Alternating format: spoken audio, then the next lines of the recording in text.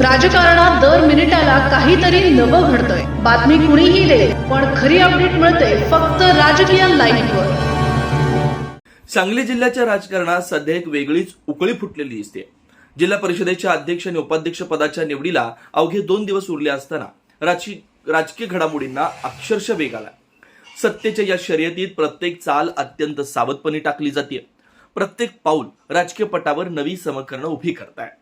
महाविकास आघाडीचे 30 सदस्य आणि राष्ट्रवादी अजित पवार गटाचे 6 सदस्य असे एकूण 36 सदस्य अचानक गोवा सहलीवर रवाना झाल्यानं राजकीय वर्तुळात खळबळ उडाली आहे। हे केवळ सहल नसून सत्तेच्या खेळातील एक राजकीय डाव असल्याची चर्चा रंगू लागली आहे। या घडामोडींमुळे सांगली जिल्हा परिषदेवर महाविकास आघाडीची सत्ता येणार हे जवळजवळ स्पष्ट झालं असल्याचं चित्र दिसतंय। अध्यक्षपदाच्या शर्यतीत कासेगाव मतदारसंघातून निवडून आलेल्या संगीता पाटील यांचं नाव सर्वाधिक चर्चेत आहे। त्यांच्या नावाला आघाडीतील नेत्यांचा मजबूत पाठिंबा मिळत असल्याचे संकेत मिळत आहेत। तर उपाध्यक्ष पदासाठी कुंडल मतदारसंघातून निवडून आलेले काँग्रेसचे ऋषिकेश लाड यांचं नाव आघाडीवर असल्याची चर्चा राजकीय वर्तुळात ऐकायला मिळते। या सत्ता वाटपाच्या समीकरणात 4 सभापती पदांपैकी 2 सभापती पद राष्ट्रवादी अजितदादा पवार गटाला देण्याचा प्रस्ताव असल्याचं बोललं जात आहे। तर 1 सभापती पद शिवसेना उद्धव बाळासाहेब ठाकरे पक्षाला मिळण्याची शक्यता व्यक्त होते। अध्यक्षपदाचा कार्यकाळ 1.25 वर्षाचा निश्चित करण्यात आल्याची माहिती समोर येते। त्यानंतर अजित पवार गटाच्या राजेश्वरी नाईक यांना अध्यक्षपदाची संधी दिली जाणार असल्याचं सूत्रांकडून सांगितलं जातं। दरम्यान 18 मार्च रोजी अध्यक्ष आणि उपाध्यक्ष निवडीचा कार्यक्रम निश्चित झाल्यानं जिल्ह्याच्या राजकारणात उत्सुकता शिगेला पोहोचली आहे। 61 सदस्य संख्या असलेल्या जिल्हा परिषदेत सत्तेसाठी 31 सदस्यांचं बहुमत आवश्यक आहे।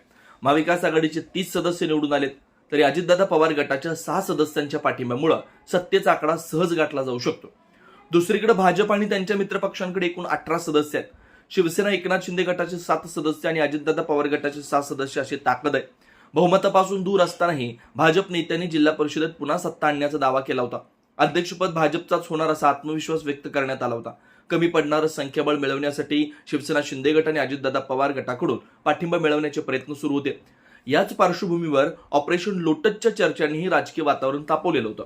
मात्र आघाडीच्या नेत्यांनी वेळेवर सावध चाल खेळत आपल्या सदस्यांसह अजितदादा पवार गटाच्या सदस्यांनाही सुरक्षित स्थळी सहलीवर पाठवून भाजपच्या डावाला चतुराईने उत्तर दिल्याचं बोललं जात आहे।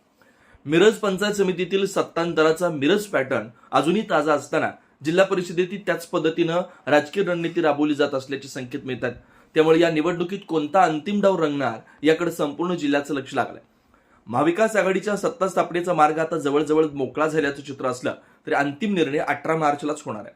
त्या दिवशी जिल्हा परिषद सभागृहात होणारी निवड केवळ अध्यक्ष उपाध्यक्षांची नसून सांगलीच्या पुढील राजकीय दिशा ठरवणारी असणार आहे। राजकीय समीकरणांच्या या गुंतागुंतीत एक गोष्ट मात्र स्पष्ट दिसते, सांगली जिल्हा परिषदेत सत्तेचा खेळ आता अंतिम टप्प्यात पोहोचलाय आणि पुढील काही दिवसात या राजकीय नाट्याचा परमोच्च क्षण पाहायला मिळणार आहे।